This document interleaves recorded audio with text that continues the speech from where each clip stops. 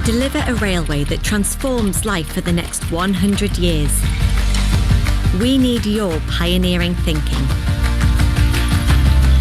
To shift up a gear. To deliver. Faster to save time and money. Cleaner to cut carbon and tackle climate change. Smarter to build better and leave a legacy. We need you to think like a pioneer about things both big and small. To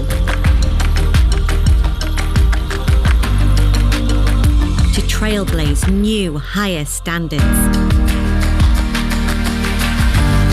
Innovation is not a department, process, or project. Innovation is a team effort. Everyone can play their part. Are you ready to kickstart change?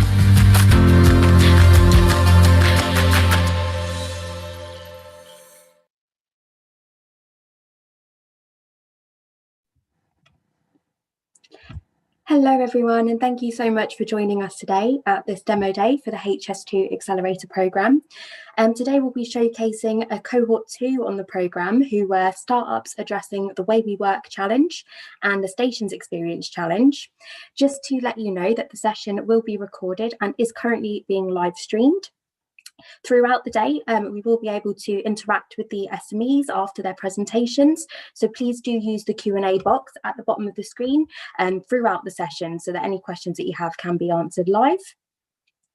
If I may hand over first of all then to Howard Mitchell, just to give a quick opening address.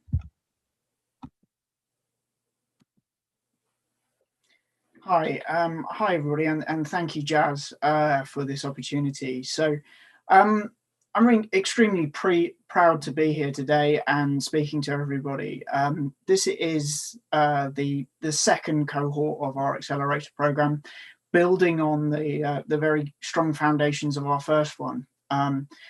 We've had some great results, and we will be moving forward, and this has been a great program and has been successful, and something that we are going to continue to move on to into cohorts 3 and 4 next year.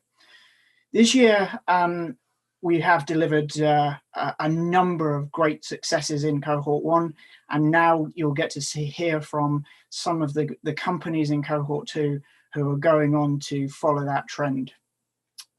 Unfortunately, we are in a global pandemic, which has been a challenge and in many instances could have slowed the innovation down.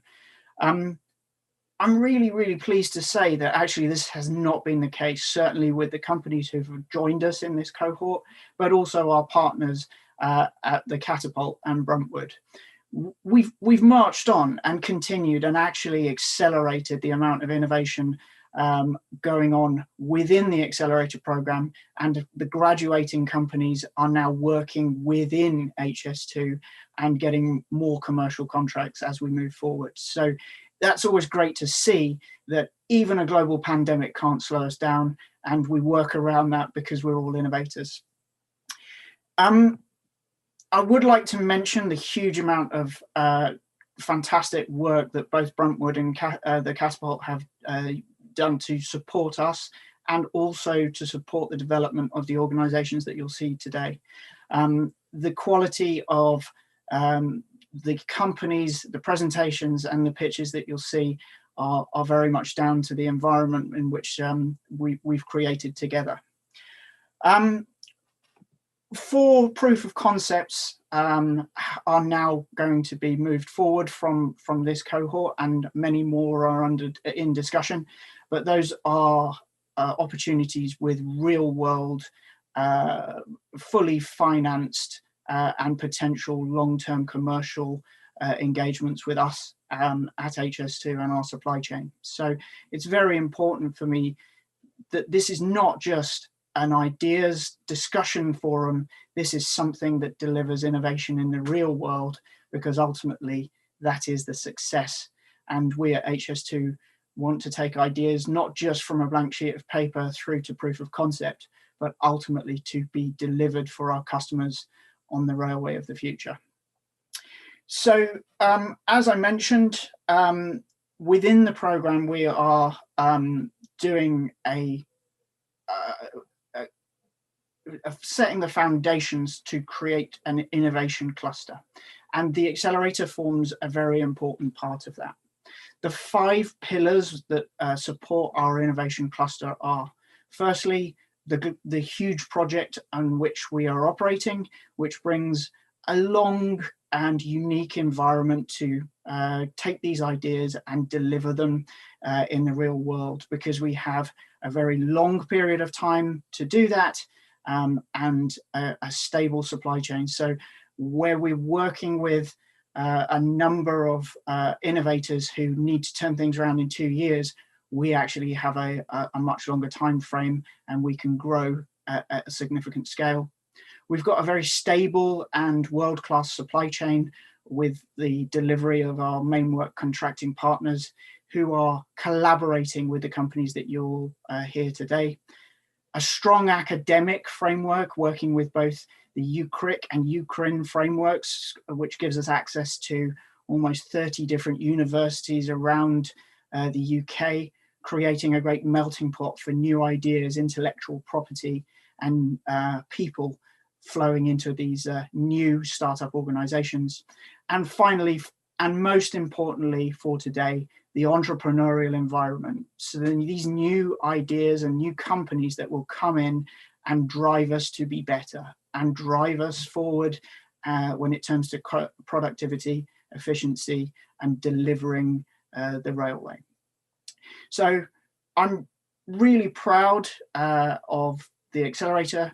The companies are doing exceptionally well, and I'd very much like now to hand back to Jazz to get us kicked off and hear some more from these great companies. Jazz, over to you. Perfect. Thank you so much, Howard. Just next, we'll hear from Alice Johnson, Head of Accelerator Programmes at Connected Places Catapult, and Catherine Fuller, Head of Innovation Services at Bruntwood, just to give you a little bit more insight into the lovely things Howard touched upon, what the programme's been up to since we started in September, and some of the great impact and success stories we've had so far. Great, thank you, Jazz. And we just have been on such an incredible journey since launching the HS2 Accelerator Cohort 1 in July last year, collectively with seeing over 10 innovative companies come through the process so far, 5 of whom you will hear from very shortly today.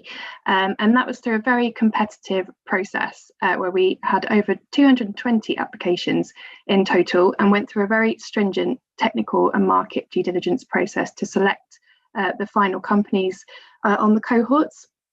And of course, we're very much looking forward to welcoming those companies into our alumni networks as well, to join other high growth SMEs that have been through our other accelerator programs, as with our partners at Bruntwood and their networks as well, beyond the program, where we continue to support the growth and offer lots of more opportunities to grow. And I think the key to the success and these excellent numbers that you see in front of you today really is down to a lot of things, but also partly to the process and the bespoke program roadmap that we run for each individual SME when they gain a place on the program. And that includes, huge thanks to the investment coaches that have supported us with this, and other coaches as well, but also very bespoke CPC technical projects where we've worked with, for example, our human factors team, our business modelling team, applied data team, to support with all sort of areas of growth, but also product development as well. So, and part of our process here is also in introducing the companies to potential customers. I'm pleased to say that we've introduced collectively, by leveraging our combined networks, 80 commercial activities, pitching opportunities, which has resulted, as Howard mentioned, in 4 confirmed commercial trials, which is just fantastic for such a short space of time, with additional 4 at least in the pipeline, which is really, really great. And in addition to that as well, the companies have raised 830k in grant funding so far, taking the full amount in the bank raised so far to around 1 million in total. So it's really, really great, and there's just so much more to come. This is just the start. And with that, I'll pass to Kath from Bruntwood to talk about her highlights as well. Thank you, Alice. A key part of the Accelerator programme has been helping the selected businesses grow, not only from a revenue perspective, but also scaling their teams and supporting each of the SMEs with their commercial and technology development. Through the bespoke programme we create based on the individual SME needs, we have developed over 90 development activities. Some of those include bid writing, sales and pitch coaching, pitch deck development, and lots more. And as a result of that support, we've helped the SMEs to scale their businesses, and a total of 14 additional employees have been recruited since September 2020. We're really pleased with the progress that the SMEs have made and look forward to seeing how their relationship with HS2 and the supply chain develops going forward, as Howard said.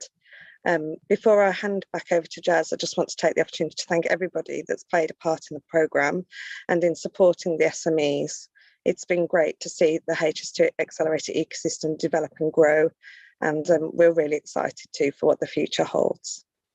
So I'll hand back to Jazz. Perfect. Thank you so much for that, Kath.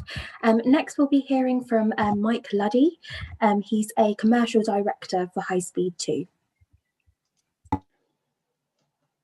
Good afternoon, everyone, and thanks for this opportunity to everyone for giving me the opportunity to talk to you about stations. And I think the challenge for us for stations is how, put on the screen here, how can we, our stations deliver a new concept in customer experience? And I think we've got a unique opportunity because we're actually developing 4 brand new stations on the first phase of HS2. 2 of those stations are terminus stations, so they'll be different in character to maybe stations like Old Oak Common and Interchange, where the trick will be to get the customer from one train to another or from car to train.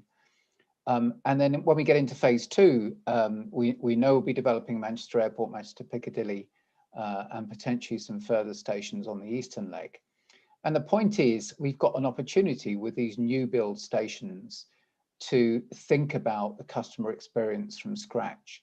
Think about what customers experience today from railway stations and what can we do to deliver stations that really are stations of the future. And in doing that, we've got to think about what role do our stations play on HS2. And I know a lot of my railway colleagues will say the trains are most important, and possibly they're right, but actually it's our stations that will be the first impression. They will be the first thing customers see. And when they see them, those stations have got to embody connectivity.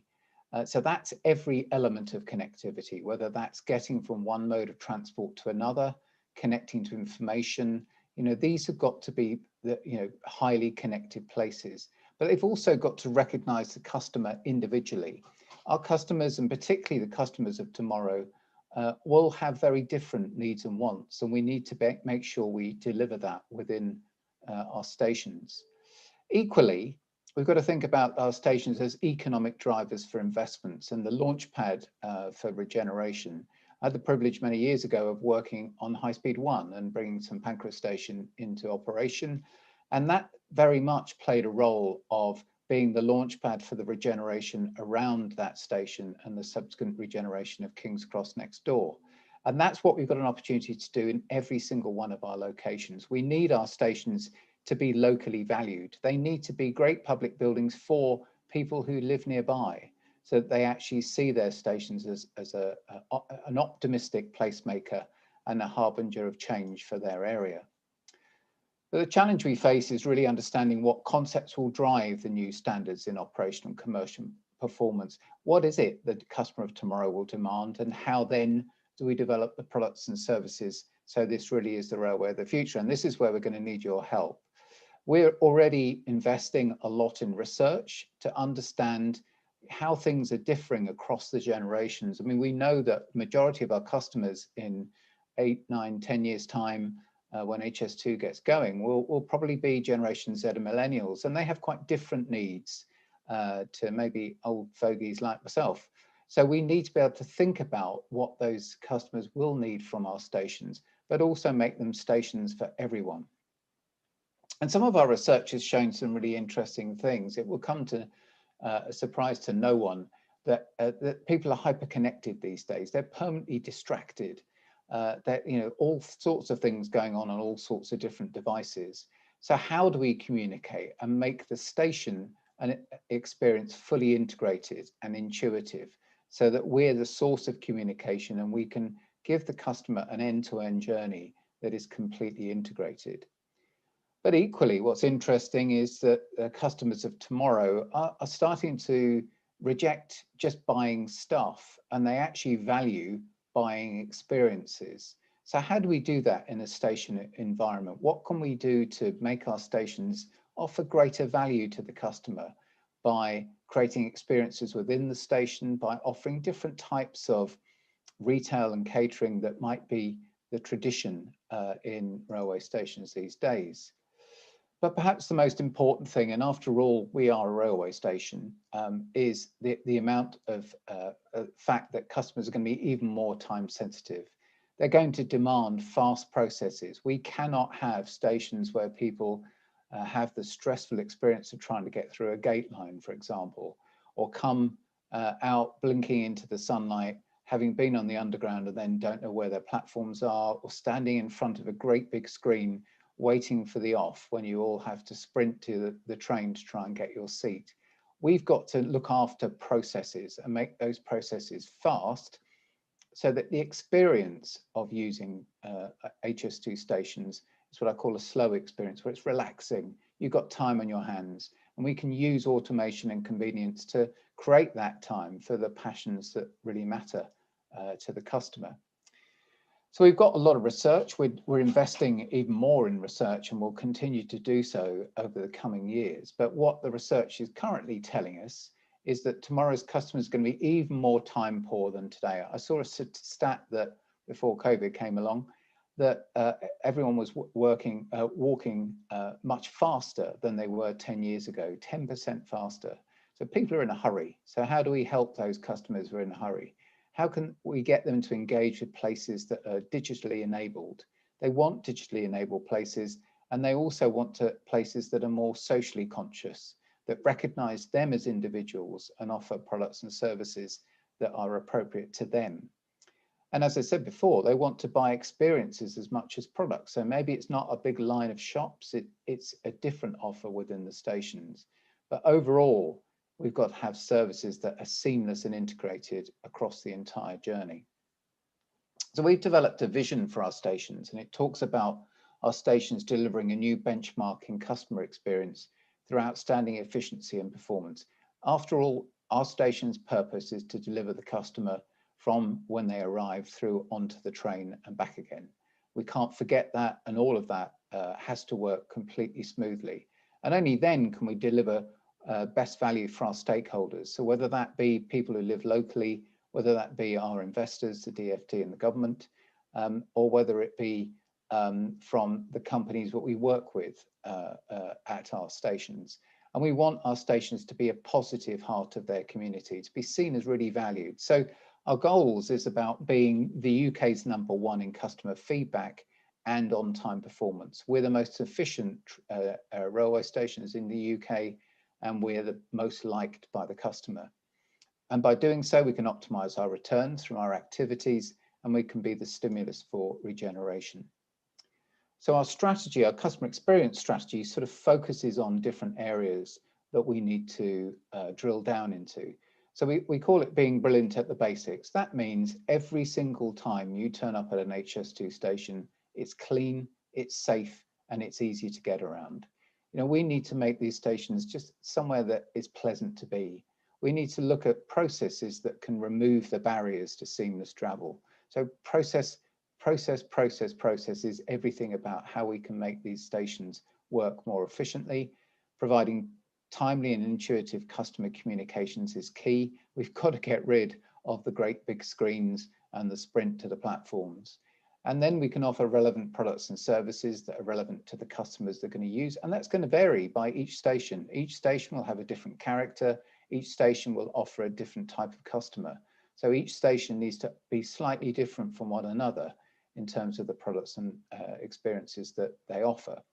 And then we need to put our people at the center of that experience. So that's not hiding away back of house looking at CCTV and thinking, oh dear, it's not going very well out there. This is about putting our customers out there front and center, helping the customer, being trained to help the customer and giving them the tools they need to do their job.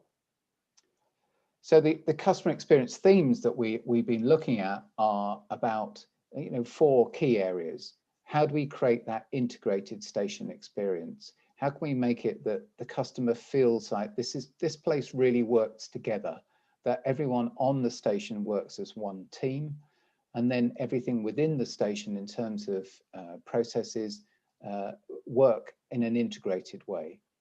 We really need to think about the digital journey, and I think this is a challenge when we're 9-10 years away from opening our stations, is that we don't define too early what that means, because in 10 years time we can see such advances in technology that actually the digital journey might be quite different. So the key at the moment, and the key that I'm pushing our construction teams, is give us the flexibility so that we can bring innovation into the future to create a digital journey that's relevant when our stations open. And that digital journey, that integrated station experience, is all about minimal processes and enhanced experiences. So take out all those things that customers waste their time doing and give them that time back so that they can enjoy the buildings that we're offering them. And then finally, it's about being locally valued and accessible for all. So that means for the local areas that they actually see the new stations as their stations. They're stations that they come into to use on a regular basis, either to catch a train or maybe just to enjoy the building, but also that those stations are completely accessible to whoever wants to use them. And we've got to work like crazy to make sure that that's what we deliver. So in summary, we really are focused on creating stations for the future, and we need your help in making sure that we have all the ideas and all the concepts that will put the customer at the heart of the experience. And at HS2, we will invest in research, and we'll keep on investing in research to understand the customer in the future and what their wants and needs are. We will focus with a laser eye on processes to create seamless journeys for the customer of the future. And then by creating great dwell spaces for the customer, we'll add value to the HS2 experience. These should be great public buildings. The Victorians really knew how to do railway stations when they built railway stations. And here's our chance now as the pioneers of the future, as the video said, to create great stations that people want to be in.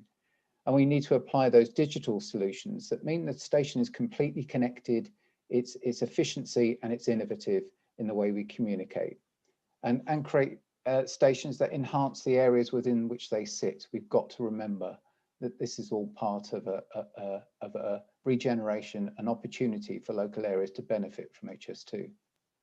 Thank you.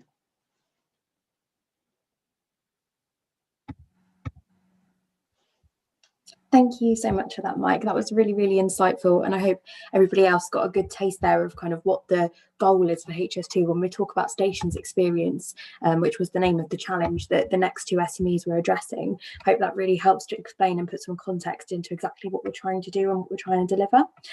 So without further ado, I'm going to be presenting the next 2 SMEs who, as I say, were addressing the stations experience challenge. First of all, we have a quick video from Open Space.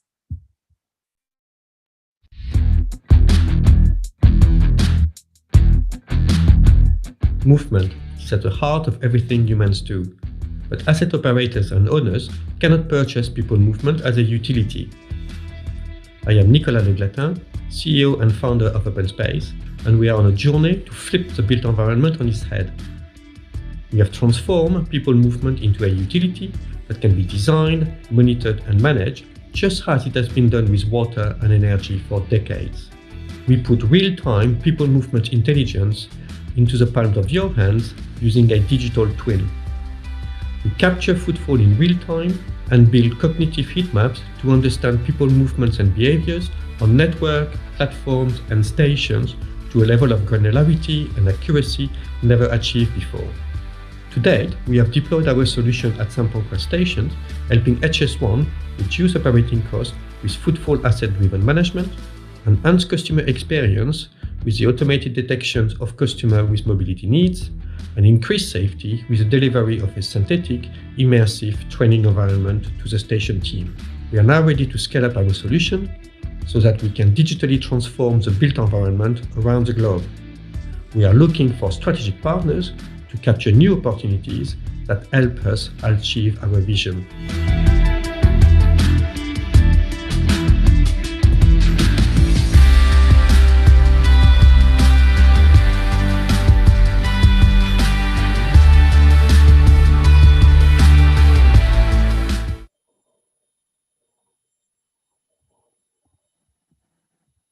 That's great. So I hope that gave you a little bit of a taster into what Open Space does. Nicolas Legratan, the CEO, is not able to join us today. So we're joined by Charles Carter, Chief Innovation Officer, instead. So as I said at the beginning, guys, absolutely bring your questions in. Use the Q&A box below based on the information that you just saw for any questions that you feel you might have for Charles. And just also whilst those come in, I did just want to make you aware, this QR code on the screen here, if you capture that, it will allow you to book in a one-to-one or a meeting with them next week. So if you feel free to scan that if you'd like to meet with Open Space, if that solution was of interest to you. So just first of all then, Charles, a quick question for you. In the video clip, the solution showed in action a use case that was used for physical distancing, which I'm assuming was obviously for COVID. Was that data used to ensure or encourage social distancing, and who was that kind of project with? Yeah, absolutely. Thanks for the question there, Jasmine, and hello everyone. We've got a real-time digital twin at St Pancras, and through Innovate UK funding, we developed social distancing metrics and monitoring through that project. And those metrics were used by the station team to look at different configurations of the gate line and the station to make sure that it was easier for passengers to comply with social distancing. And it's also used in real time. So if there was a particular point in time where occupancy, or there was a gathering or a group, we can send alerts to station staff to go and encourage those people to ensure their social distancing and being safe in terms of transmission of the virus. Yeah, super interesting. And with regards to kind of the use cases, obviously this is stations experience and this is the HS2 Accelerator. So we're obviously looking at stations in this example, but this kind of technology, I'm assuming it can be kind of exploited across so many different verticals. What are the kind of other use cases that you guys have, and kind of how far could this go? Yeah, exactly. I mean, as you can see with Nicholas in the beginning of the video, talks about movement, and it's at the heart of everything that humans do. Stations is the particular vertical we're starting off in, but you're absolutely right. Anywhere where movement, mass movement is key, our digital twin solutions can help to optimize that space and help reduce costs and improve customer experience. So the obvious ones are within transport itself, so airports, and also mobility hubs. So our solutions are very key there. But then you broaden out your scope, and events, hospitals, and also the urban realm are other areas that have huge potential to monitor and digitize people movement to optimize operations and asset management. So lots of sort of expansive opportunities for translating across different verticals and internationally as well. Very, very exciting. And in terms of HS2 then, I'm assuming with the trial that is in discussion, what does the trial look like with HS2, and how would you measure the success of that with something that's quite, it's not a typical thing that you can necessarily measure. So it'd be good to know what your thoughts are. Yeah, no, absolutely. And I think measuring the benefit of digital twin technology is, a challenging area, but one that we're, facing head on really with this trial with HS2. And we're sort of developing a collaboration between West Coast Partnership and HS2 and one of the major stations in the UK to roll out a proof of concept digital twin. And a couple of the areas that we're looking at are looking at putting an actual measure in real time on customer experience. So how can we use computer vision technology and sort of gate detection to look at how customers are actually feeling in real time, and feed that into the optimization algorithms.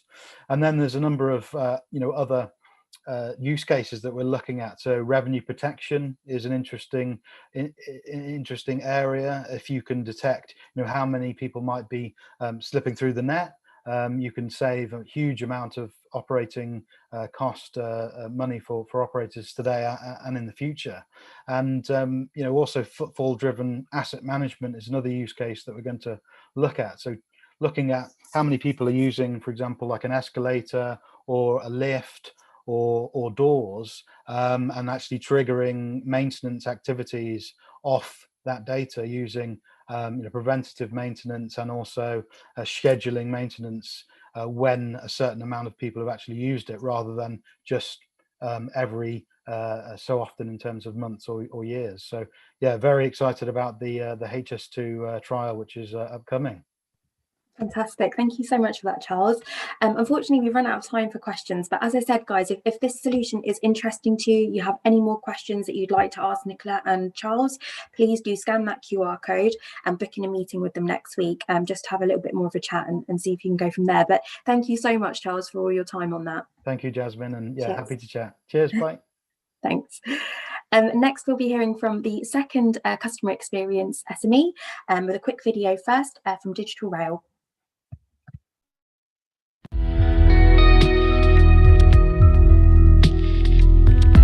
Hello, I'm Howard Parkinson and I'm the CEO of Digital Rail. I'm a child engineer and I've been working in the railway for 30 years. I love the railway, but it has a big problem. 1 in 5 people in the UK have a disability, and 2/3 of them don't want to travel by rail because it's too difficult for them. That's 9 million members of the public who can't rely on public transport, and for the operator that's a loss of 1.3 billion per year in ticket sales alone. More than 40% of UK rail stations don't even have step-free access, and of the stations that do, very few have sufficient services or signage to assist passengers with additional needs. To fix the problem, we have created Railsite Assist. This is our end-to-end computer vision system that works with existing CCTV to detect passengers with additional needs in real time. The data we capture can build profiles of passenger needs and footfall. This provides valuable social and commercial insight to designers of future stations, as well as operators of existing stations.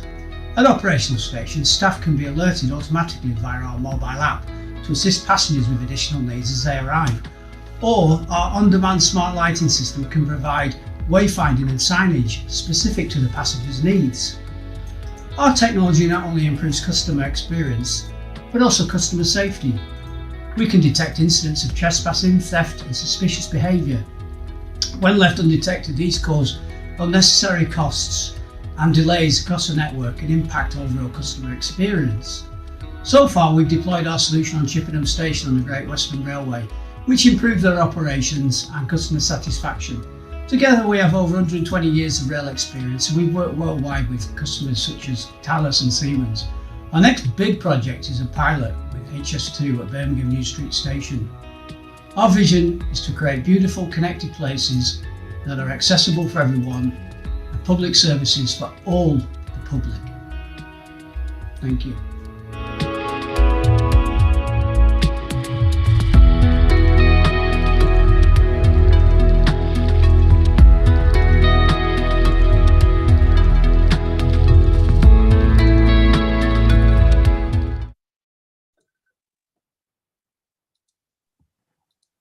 Perfect. So from Digital Rail, I'm joined by Howard Parkinson, CEO and Director.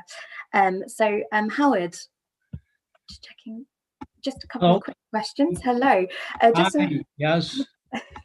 Just a couple of quick questions as they're coming in. Just remember, guys, use the QR code to arrange a meeting if you're interested in that solution. So I've got one question here. HS2 have some internal innovation implementing real-time event streaming platforms. How do we ensure collaboration between trials? So with yourself, all these different SME systems, so example, Open Space, they've got the digital twin solution, and then you guys have got your computer system vision solution. How can you what the scope for collaboration between systems like that? What do you think? Well, it's important to take a systems engineering approach so that all the various requirements get embedded into the design early on. So it's important that all stakeholders are involved, and also all potential innovators. I mean, we've already talked to open space in our previous chats. I suppose it needs to be driven by the systems integrator, which is HS2. It's difficult to drive these things bottom up, but we're going to work with HS2 to develop our system, and we will always be on the lookout for potential collaborators working with HS2. But I think it's got to be driven. It's kind of got to. HS2 need to provide an environment where it can happen. Completely agree. And I think that was kind of one of the biggest aims of this program, is that we could enable that kind of cross-pollination almost of different innovative solutions. Just with regards to the pilots, obviously you mentioned in the video there that you'd trialled already with Great Western Railway at Chippenham Station, and there are obviously plans to potentially pilot the technology at Birmingham New Street Station as well. Are there any other interesting pilots or projects that you're working on at the moment? Absolutely. We've got a couple of projects going. One is with with DASA, which is a defence and security agency, looking at bags being left on trains, so screening trains autonomously for security threats. And we're doing a demonstration to the MLD on Monday. But also we've got the West Midland 5G project, and that is putting our 4 use cases on trams in the West Midlands, running between Birmingham New Street and Wolverhampton. And interestingly, they will, when it's built, stop at Curzon Street. So we've got people counting, we've got security threat detection, we've got detecting people with additional needs, but we're going to detect people in wheelchairs, people with large pieces of luggage, people with bicycles, people with prams. The one on HS2, we're going to use gait analysis to see how people are walking and if they perhaps have some kind of slightly more hidden disability. So that we've already got that on the tram that's running between. It's on the tram today. We can tee into it live, and we can get analytics from the tram. So we work with stations, but we also work with train manufacturers and tier 1 train companies to get our kit onto the trains as well as the stations. So we're probably one of the few companies in the country that's actually got AI technology on a piece of rolling stock in the UK. Very, very interesting.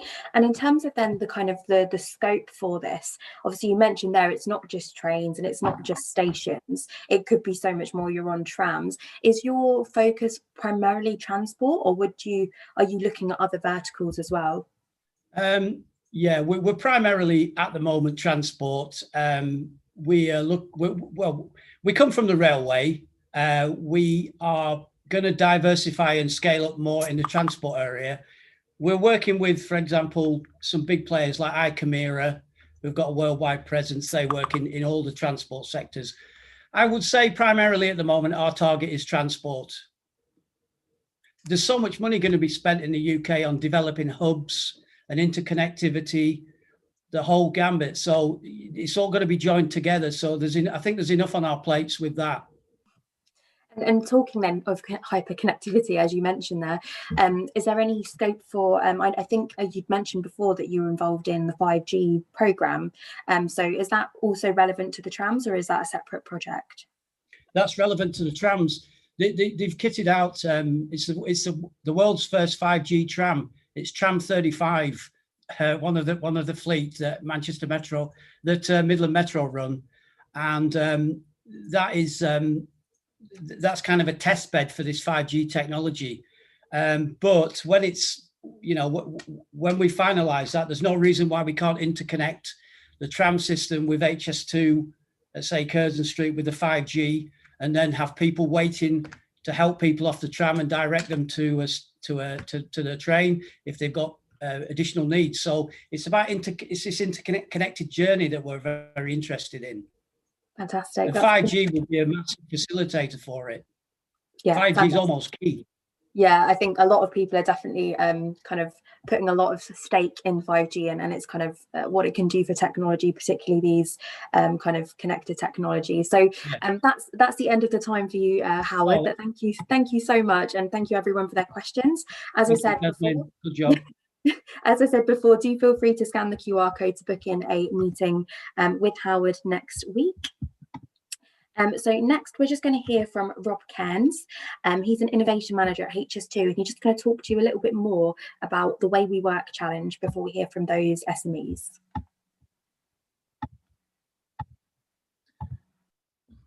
Hi, thanks, Jazz. Afternoon, everybody. So I'm Rob Cairns. I'm innovation manager at HS2.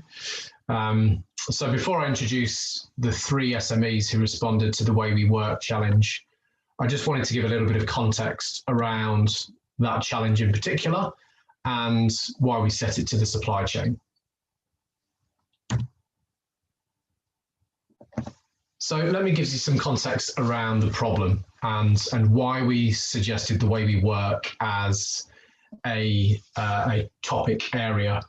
So if you look at the next slide, you'll see a bit of a report that comes from the McKinsey report in 2020. And it compares the mining industry with the infrastructure industry, and you can start to see the comparisons. So on the left-hand side, you can see the percentage of overspend. On the bottom, you can see the amount of time that projects have overrun. So where an industry is starting to get things right, you can see the purple dots, nestled quite nicely into that bottom left-hand corner. You can see on the right-hand side, the blue dots, everything running in the wrong direction. And that's often the case, is that the construction industry is, I wouldn't say ridiculed, but it's often used as the exemplar for projects that overrun in cost and time. So we understand it's a big problem and that we need to try and overcome. So if you start to do a little bit more digging in that as to what that means in terms of the why, then, so if you can move to the next slide for me. Comparing the infrastructure industry and other industries, you can see that there is something correlated between project delay and overspend. And then also everything that's associated to that falls off with carbon as an associated either benefit or to the detriment of the program or project, whatever it might be. So that all points to time being the main focus. If you can reduce the amount of time that you're spending on a project, then you're buying less resource, you're buying less material, you're using less plant equipment, whatever it might be, that's chucking out lots of fuel emissions and carbon expenditure. So time has to be the focus of what we're trying to achieve. Even the CEO, so Mark Thurston, our CEO, he's got a mantra that we should become obsessed with time. And the old sayings obviously have something that sits behind them, where time is money. Well, time is money, time is carbon in our perspective. So there's a consolidated focus to help us become, and you'll see this from the innovation strategy, it helps us become smarter, cleaner, and faster. So then if you look to the challenges as to why we have got what we've put in place for cohort 2 and what the 3 SMEs have responded to. The first one was around process automation. And the industry, both rail and construction, have a huge amount of paper-based activities. There's huge amounts of manual ways of working in nearly every specialism. So we've looked at ecology, architecture, engineering, you name it, there's a paper-based activity to support it. So there's a ripe opportunities for SMEs to go after to bring SaaS solutions to the market that can add tremendous value to a program the size and scale of HS2. And that's the unique thing that the program presents. It's got scale, it's got size, it's got a long duration. Phase 1 and phase 2 are running. Phase 1 running for 10 years, phase 2 will continue on for 20 years or so. So there's longevity there, and that provides a very unique route to market for these SMEs. Second challenge was around process optimization. So how can we take a step change? How can we become faster in the way that we work? You'll start to see that from some of the SMEs that we're presenting in front of you today, of how we can target the way we work, the processes that sit behind us, and optimize them. I've seen many examples from the way that we could install a bridge through to how we can use geofencing on some of our sites, to how we can create a new technology that can help us become smarter with our logistics operations, all the way down to how can we support site engineers on their daily data capture on site of all activities. And then finally, I've touched on it slightly, but reducing the amount of manual operations. So again, if you look at the amount of waste that is associated to HS2 and the amount of transport that we need to send in and out of sites, just tracking those HAVs, just tracking the amount of waste that we're moving in and out and around our sites and to landfill where appropriate, or where we're reusing that material or bringing the material to site. There's huge amount of efficiencies.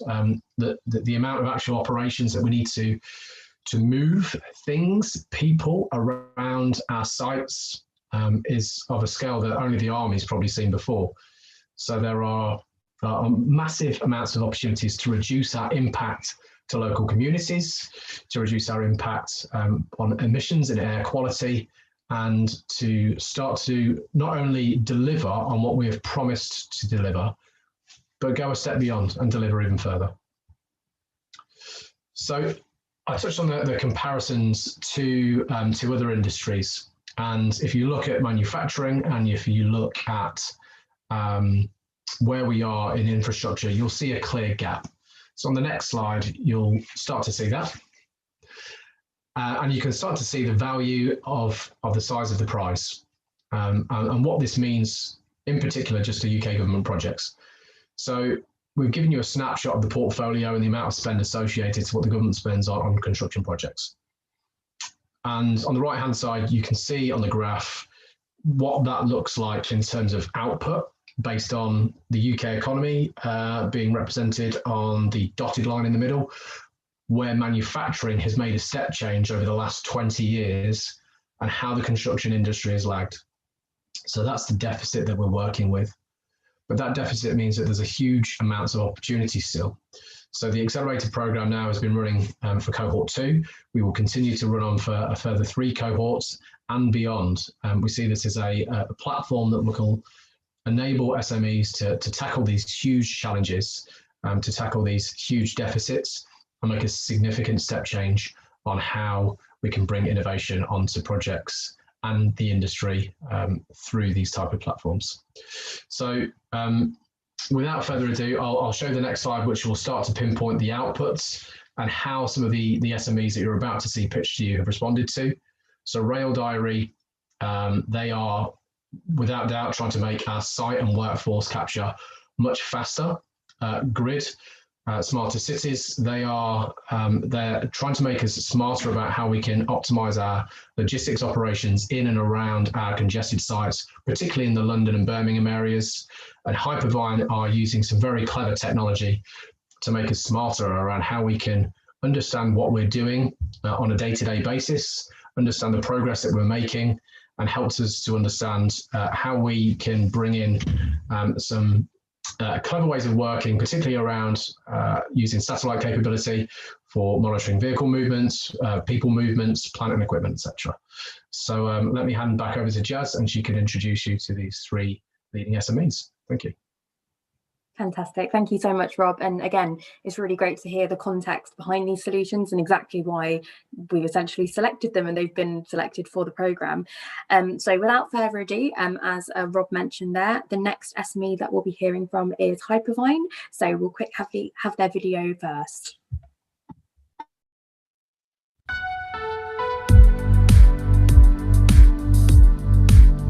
Hi, my name is Paul Duddy and I'm the CEO of Hypervine. We capture and track all construction site activities to empower developers to build smarter, faster and cleaner. The construction industry is 30 years behind everyone else. We currently have a global annual productivity gap of $1.6 trillion. You cannot improve what you don't measure. and there is plenty of room to improve in the construction industry. The truth is, you don't necessarily need innovation to put a brick on top of a brick, but you do need innovation to capture the who, when, where and what of those bricks. By combining the data capture from our mobile app, existing telematics, satellite imagery and GPS, Hypervine provides end-to-end accurate site data to give actionable insights that save time, money and emissions. From the materials to the equipment and machinery to the workforce, Hypervine creates a digital twin of all site operations. This enables us to benchmark a project's carbon footprint at a granular level. We can measure the carbon footprint of each brick laid and each cubic metre of concrete poured. We've made sure it's really easy for site teams to capture data with no training required. We use AI to identify objects and photographs, complete documents, and automate manual processes. We are helping some of the world's biggest construction companies and asset owners track the build and maintenance of critical infrastructure such as rail, water and energy. Our most recent partnership with HS2 enables us to create operational efficiencies and benchmark emissions for Europe's largest infrastructure project. Hypervine is a founding partner of Climate Trace, a coalition of 9 organisations monitoring greenhouse gas emissions in real time, backed by former US Vice President and climate activist Al Gore. Governments around the world are setting targets to reach net zero, but the delivery of construction projects hasn't changed to meet these targets. We want to address the climate emergency and the productivity gap with our single solution, so we can build a better, smarter and cleaner future.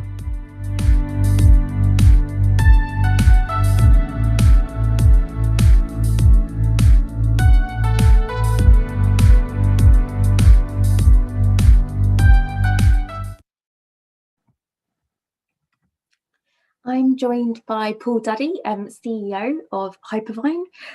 So as I said, guys, do drop your questions down in the Q&A box and do feel free to scan this QR code if you'd like to meet with Paul next week to ask them more questions. Just first of all, Paul, you mentioned in your solution that you provide actionable insights. Do you have some examples of what they are, and particularly what they are in relation to net zero?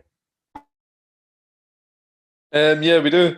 So what we do is we help construction companies to identify where their emissions are coming from, and once they are able to identify where their emissions are coming from, what those emissions are, they're then able to understand, they've got their benchmark, their baseline of what the emissions are from that vehicle or that piece of equipment, and then they can change it over basically to another one, an electric piece of equipment, or use it in a more efficient way, e.g. it's not lying idle for any times where it would produce emissions without being productive.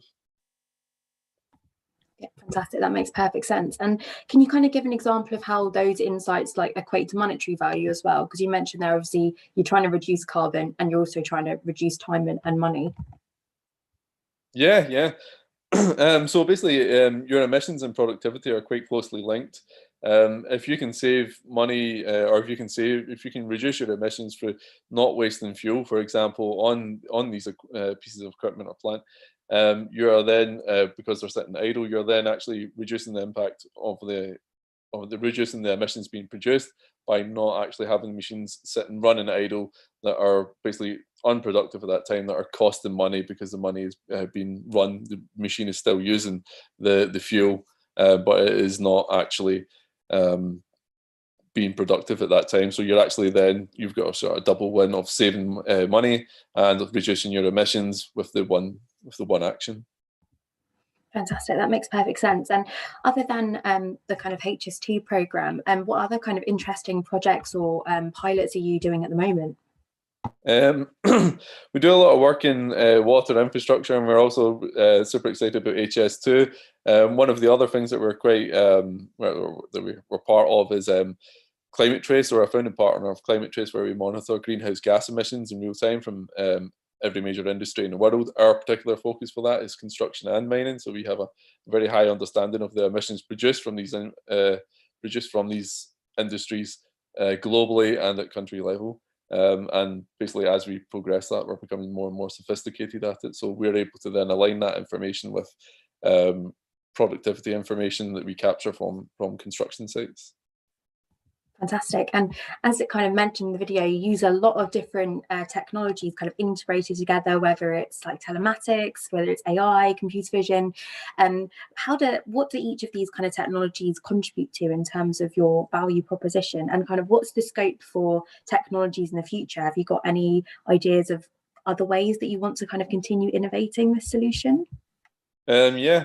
So we use a number of technologies because we believe that construction operations and a construction site and mining operations need to be understood in their context, and we need to use different technologies to capture that information, and then we need to use different technologies to understand what that information is telling us, so that we can then use that for actionable insights. So that's the reason behind using different technologies and different approaches for it. And then from there, sorry, what was the second part of your question? Okay, no worries.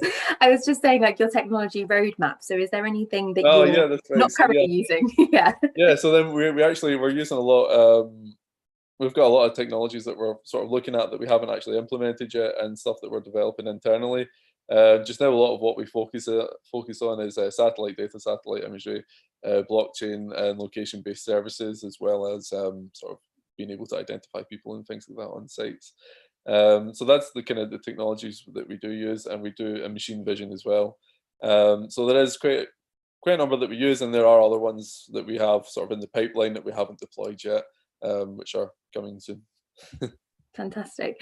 And in terms of the HS2 project, then, if we kind of bring it back, what are some of the pilots that you've proposed, or what's the scope of some of the kind of use cases or validation cases on HS2? Yeah, so we're two proposals that we're working on just now, that we're hoping we'll be able to complete within this month. And one of them is quite focused on satellite imagery, so we're using satellite or Earth observation and satellite data to understand construction sites and understand construction remotely, so that people don't actually need to be there on site. You don't need apps on site. You can actually remote monitor the construction site in detail on a daily and weekly progress records. So that's one of them, and then the other one, we're actually using our mobile app to understand the geospatial impacts of and tracking as well of vehicle movements in construction sites and to construction sites and to different types of construction sites, so we can capture enough data to provide analytics back to the users and help them manage their fleet better and deliveries and materials in and out of construction sites. Fantastic. And obviously, just the last question is that you mentioned the use of being able to track materials, and I did notice in your video that there was kind of a computer vision solution reading almost delivery tickets. And what's the scope for that? Is there anything that can be done in terms of waste management and things like that? Yeah, so because we do track materials coming into construction sites, so we know what materials have arrived, when they arrived, who they came from. So that's a process that we're basically continuously improving. We realised that expanding the scope of that into materials out of a construction site, so waste, for example, or reused materials, that we can then understand the materials coming into the site, the materials leaving the site, what your surplus materials were, what your waste materials were, and help you with over-ordering profiles. So there's actually a lot of data within these delivery tickets that we can use to help construction companies save money. So that would be saving money, saving emissions, and reducing waste all at the same time, just by capturing information from these delivery tickets and taking that information and turn it into actions, so that people can actually fully utilize the data that they actually have, but it's just not in the right format and it's not organized in a way for them to be able to use. Perfect. That's really, really exciting. I can't wait to see those kind of develop and progress. That's unfortunately all we've got time for today for you, Paul. But again, as I said, guys, please do feel free to scan that QR code, book in a session with Paul for next week. If you've got any other questions or any other opportunities you'd like to explore with him. Thanks so much, Paul. Thanks. Cheers. And next we'll be hearing from Grid Smarter Cities, and we'll first of all just see their video of their solution.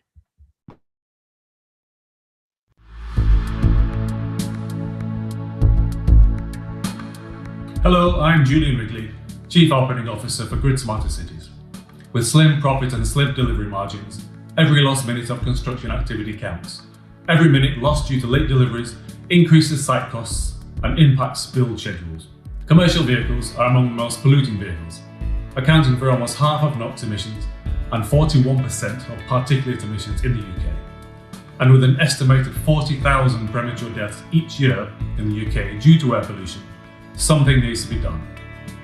Grid Smarter Cities has developed a solution called Curb Construction, which manages construction freight vehicles in the last mile to and from site. We do this by coordinating the vehicles between our digital network of virtual holding bays and construction sites in real time.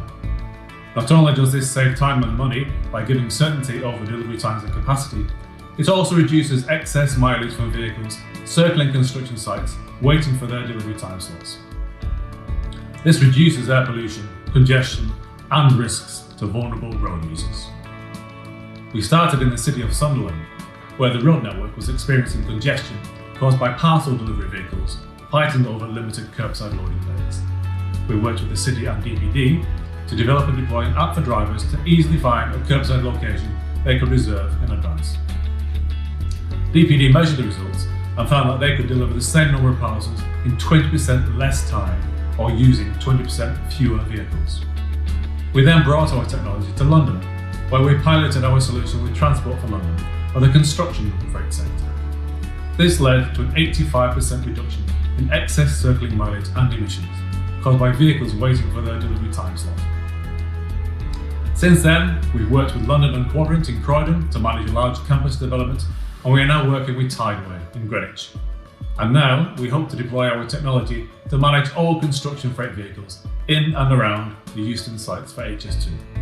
Our vision is to do one thing, to transform the curb into an asset that benefits everyone. Thank you.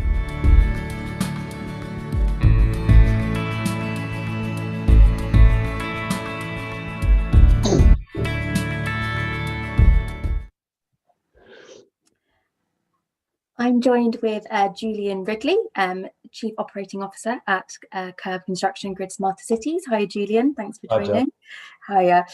Just again, everybody, just let me know your questions down in that Q&A box, and we'll get started. So with Grid Smart Cities then, in the video there, you mentioned there that there was a pilot initially with DPD. So just want to understand a little bit more about the kind of verticals that you work in. So that's obviously more of the parcel delivery vertical. It'd be good to understand what other industries you're operating in. In fact, there are actually over 80 different use cases for the curb. And our first commercial order has been not from the construction freight sector, but from that general parcel delivery and other delivery vehicle sector. So in the next month or two, you'll actually, if you walk Walworth Road in London, you'll actually see our solutions deployed there. So you'll see bookable loading bays, reservable loading bays, and you'll see our digital smart sites as well that show the variable restrictions that apply. We're also working with the children frozen food sector. We're working with the brewery logistics sector as well. In conjunction, we're talking to a couple of other central London boroughs as well. So hopefully in the next few weeks, we'll actually be able to tell you about what's going on with that. Fantastic, that's really interesting. And in the video, you mentioned there a residential development with London and Quadrant that you've been working on. It'd be really good to understand kind of what your learnings were from that project and what the challenges were. If you could just kind of set the scene a little bit. Yeah, I think we went into that with certain assumptions, assuming that all vehicles were planned and turned up on time.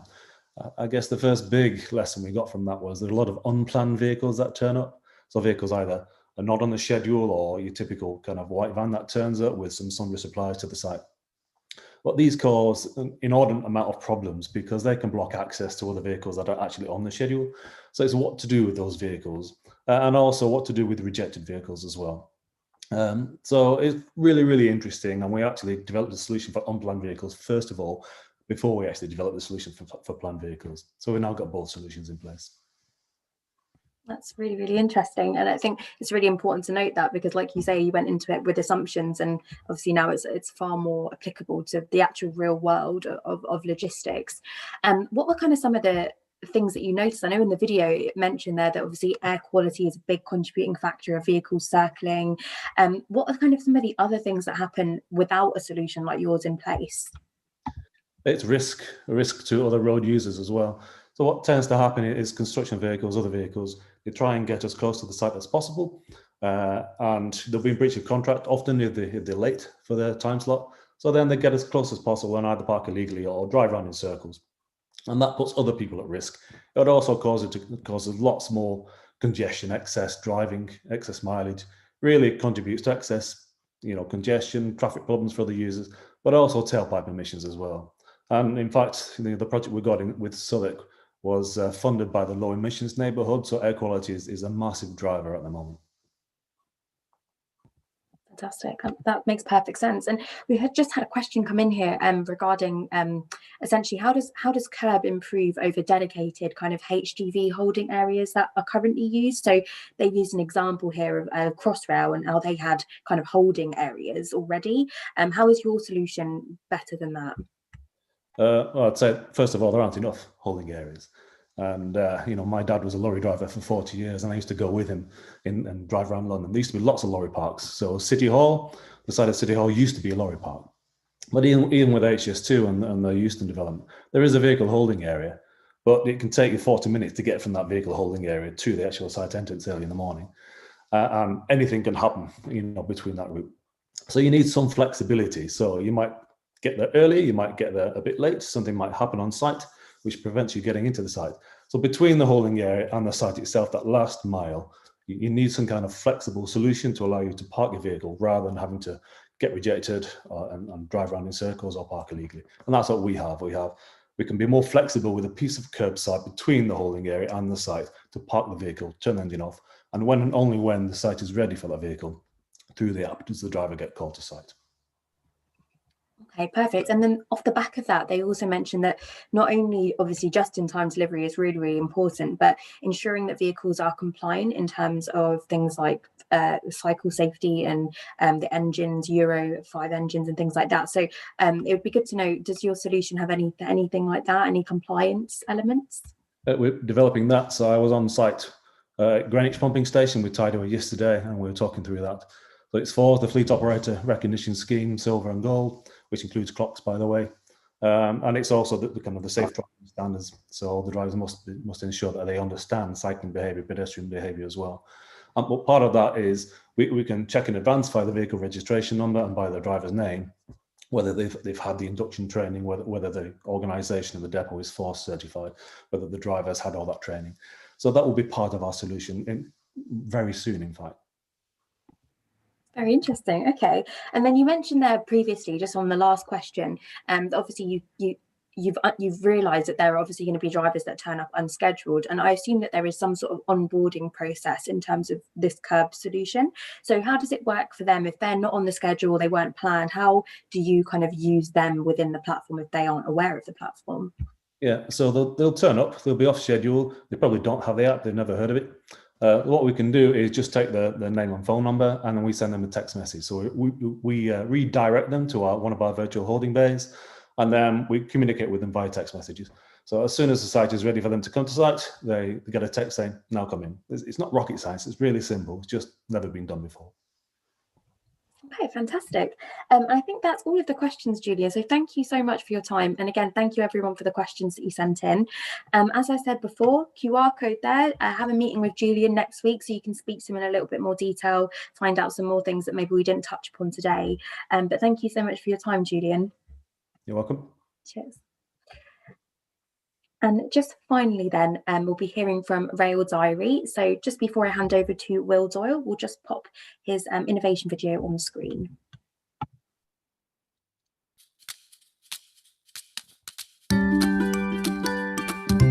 Over 2/3 of infrastructure projects go over budget in either time or envisaged cost. And when you take into account that last year the UK alone spent 100 billion on infrastructure, you can see the size of the problem. Changing infrastructure projects is inevitable though. It's complex, it's live, and you can probably never fully account for every single eventuality. But despite the scale of such investment, we expect the team on site to manage everything from engineering assurance to commercial outcomes, often using rudimentary methods to capture key progress information that will later be used to explain huge changes in scope or program durations. It really doesn't seem fair, does it? A problem I know all too well. I'm a chartered quantity surveyor, and I've been involved in too many projects that resulted in client disputes and using scraps of paper to try and justify the position that we have found ourselves in. Disputes are expensive, they are divisive, and nobody really ever wins. Yes, you might have got the money. What is the impact on your future order book? Here's a short video on how Rail Diary can help. Working on railway infrastructure is not without its challenges. Programmes, budgets, resources, access permissions and contracts. Whew. With big challenges comes big piles of paperwork and a lot of spreadsheets.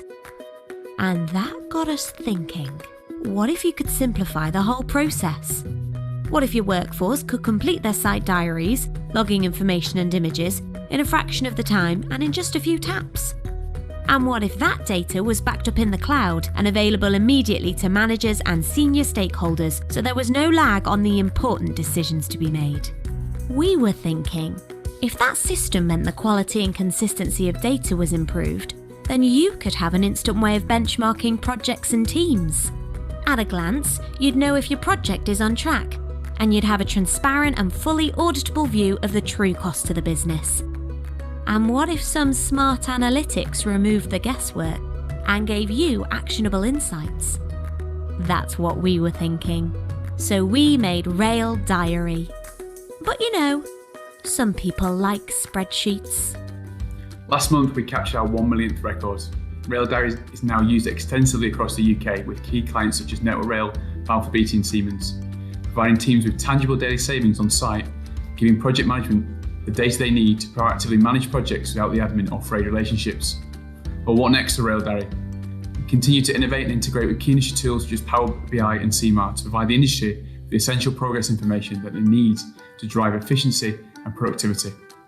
We aim to do in seconds and minutes what currently takes hours and days.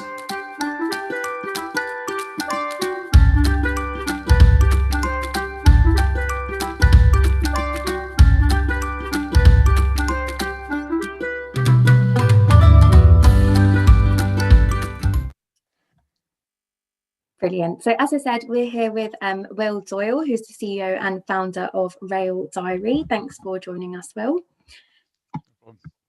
Perfect. So as I said, guys, please do pop your questions down in the Q&A box. I know I sound like a bit of a broken record, and do feel free to scan the QR code on screen if you'd like to meet with Will next, actually just after the Easter bank holiday, sorry. So just some quick questions for you first, Will. What kind of sets Rail Diary apart from similar products on the market that do the kind of workforce project management kind of solutions?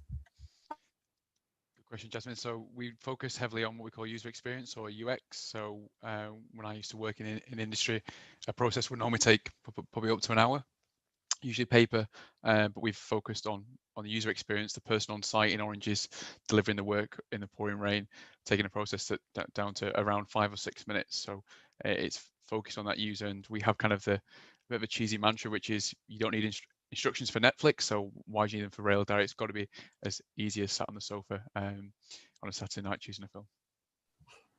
I love that. Brilliant. And I think you get a feel for the kind of UX just based on the kind of little video that was in the middle of your presentation there.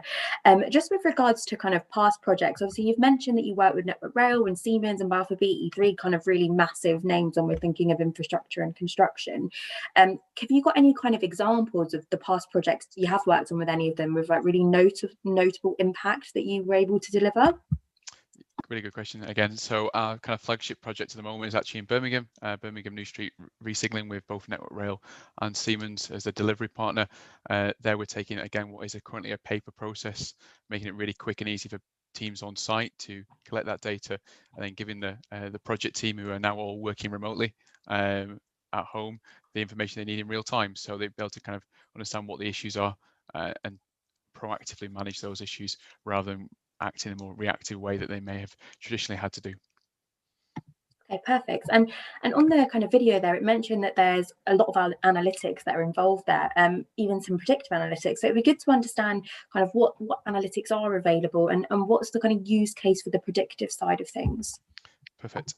So everything we capture is in accordance with rail method of measurement. We make it really consistent, our approach to capturing data, so we can use it in the future. So certain clients have used Rail Diary for nearly 4 years now, so they've got lots and lots of detailed information, understanding what their outputs are, what their risks are on a project. So it makes that whole estimation process and cost planning process for bigger projects or individual tenders really consistent and much more detailed. Fantastic. Okay. And also you mentioned there previously hours and days, no longer it's the seconds and minutes. So it'd be good to get an idea. I don't know what happened there. It'd be good to get an idea of exactly kind of. I wasn't going to have a beer tonight. Howard, you're not on mute. Please mute yourself. And it'd be good to get an idea of exactly kind of what makes it so quick. You mentioned it was a user experience. So how is it that you're able to get a process down from what is normally hours and days down to minutes and seconds? Good question again. So we don't just kind of put all the onus on the person on site, as I alluded to in the video. We think that's a little bit unfair. So be able to bring information from other sources, from program tools, from resource planning tools, from access documents, however you're planning an interface with your infrastructure, bringing that and doing that in advance of the shift makes it really quick and easy for the teams on site. So they're just actualizing it. So we want them to focus on delivery, focus on fixing issues, and make reporting not a chore, not an afterthought, but just quick and easy so they can get back on with what they should be doing. Perfect. Okay, brilliant. So there was just one more question that's coming in there. So in terms of the past project you mentioned with Network Rail and Siemens, is there what's kind of been your favorite project to date, if you can think of any? I know it's a bit of a tricky question, but So my background is working in electrification. So we've recently helped main contractor SBL work on the Midland Main Line electrification, which is a really interesting job. Electrification jobs are traditionally quite difficult, so be able to kind of dig into the detail there, understand the kind of cradle to grave life cycle of a project was really interesting for me personally, and offered a lot of benefits to both the project team and the client. Fantastic. Okay, that was really, really interesting. And again, I think we're just out of time, Will. So thank you so much again for all your questions, everyone. And thank you so much for your responses. It was really, really insightful. Just next, then we'll be handing over to Rob Cairns just to close off the session with a quick closing address.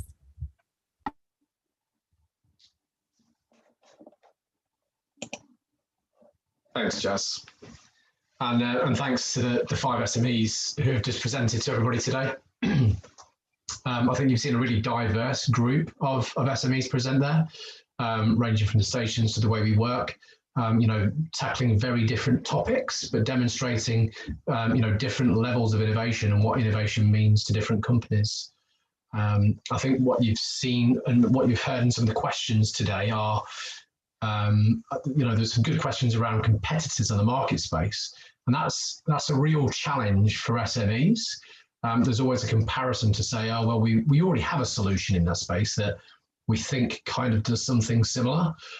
Well, that's what the innovation program is all about. It's about trying to continue to take those steps beyond what's been proven before and continuing to evolve. I know that's a real challenge for every SME that I talk to, every SME that we put in front of our supply chain. They have to evidence the unique thing that they have. And I think what you've heard today hopefully demonstrates that these guys have all got very unique offerings. I won't keep you too much longer so that everybody can have a beer. But I just want to give thanks to the Bruntwood and CPC teams. Without this, especially going through a pandemic, this whole program wouldn't be possible. So I think it's hats off to both of those teams for enabling this to take place. Like you saw in the initial video, innovation, it's a team sport. There's a big team effort that goes around this program, and we are continuing and committed to growing this program, not just for HS2, not just for our supply chain, but for the industry as well. So we will continue to onboard partners. So throughout this, we've had support from Costain, IBM, and Bentley so far. They've been great at giving the SMEs access to different levels of capability. So we are very, again, committed to bringing on new partners, to bring in new skills and new capabilities that can support these SMEs to really allow them to grow further and further. As Jasmine said, there will be some breakout rooms at the end, so do take advantage of those, 10, 15-minute breakouts, but you can actually meet some of the SMEs, you can meet some of the teams involved, you can get under the hood a little bit and understand a little bit more about what they've gone through, what they're proposing to do next. And really, the journey doesn't stop here at the end of a demo day, at the end of the sort of acceleration period, it starts. So this is when, we want to see those POCs come to life and we start to transition innovation to business as usual. So for all the 5 companies to that are presented today, you know, that the journey really starts. So please take advantage of that. With regard to the accelerator program, we've got 3 further cohorts that we're just about to release. So in May, we will release cohort 3. Again, that will run for 4 months. We'll have a 2-month recruitment, a 1-month recruitment period, and 4-month acceleration period. Then concurrently, we will release cohort 4 towards the end of the year, and then cohort 5 midway through 2022.